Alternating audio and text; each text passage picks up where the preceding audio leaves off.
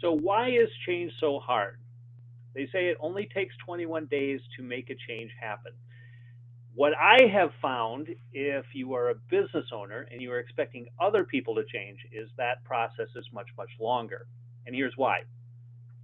So when we talk about change, you've often heard the gurus say that you can make a change within 3 weeks. And I would say if it's just you and you are motivated to make that change, there's probably some possibility to that.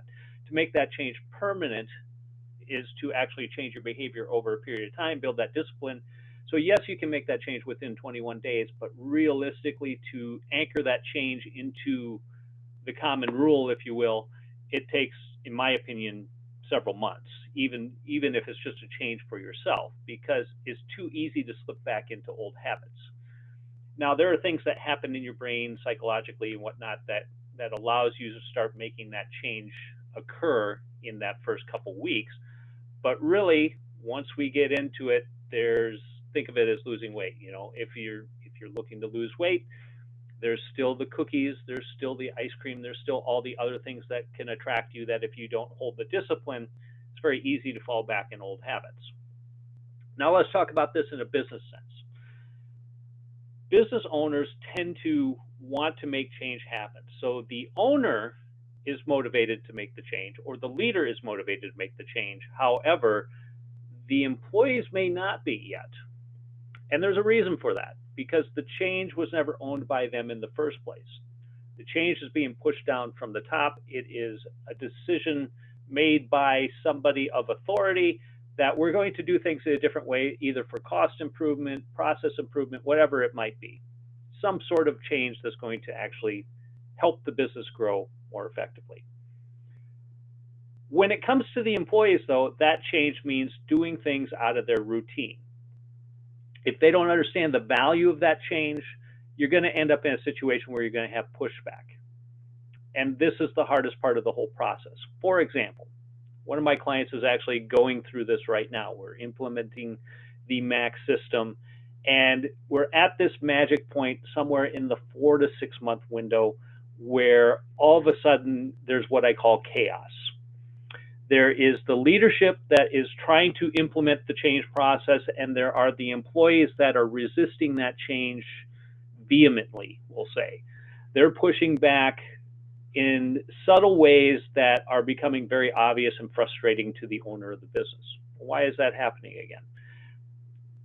Talk about the change a little bit more. So they're trying to implement processes and systems that become more consistent with quality issues that they have been addressing. And what they found was there's a checklist they've created, and those checklists relate to quality in a construction industry where, you know, certain dimensions need to be met, certain finishes need to be met, et cetera, so on and so forth. What they have found in the past is their project managers or their supervisors have often just kind of done the quick glance, checked over things, but not really followed through on making sure the quality standards are met, which means there's more reworks, there's higher costs, there's more waste.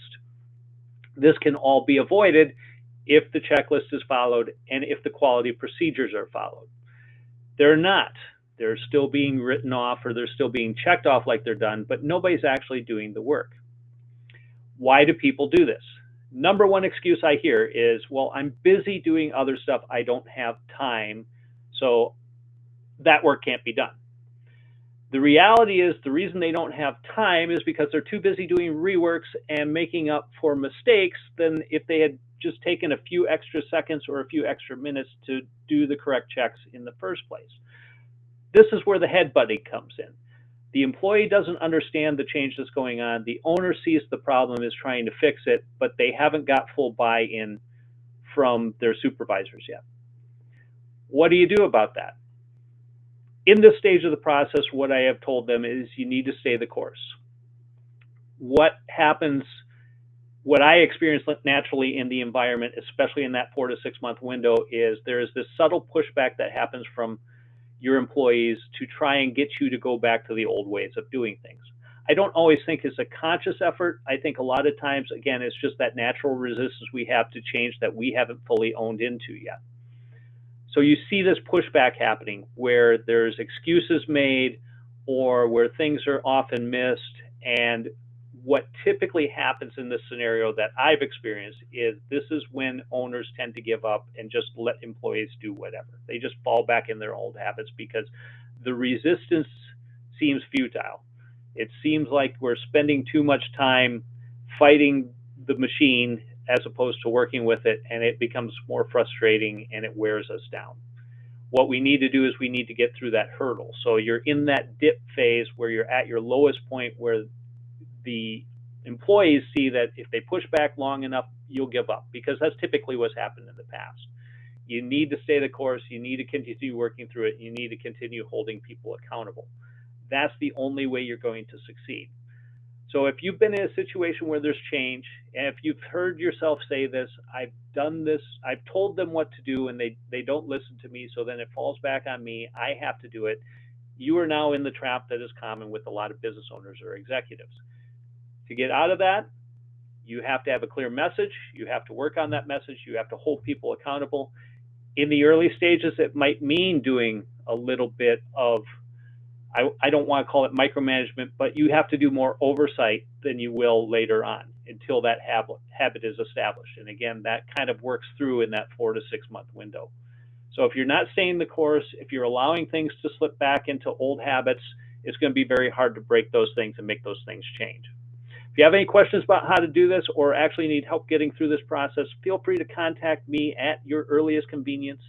You can get a hold of me at dan@envisionbusinessdevelopment.com. You can go to themaaxsystem.com and you can find out more information as well. Thanks again.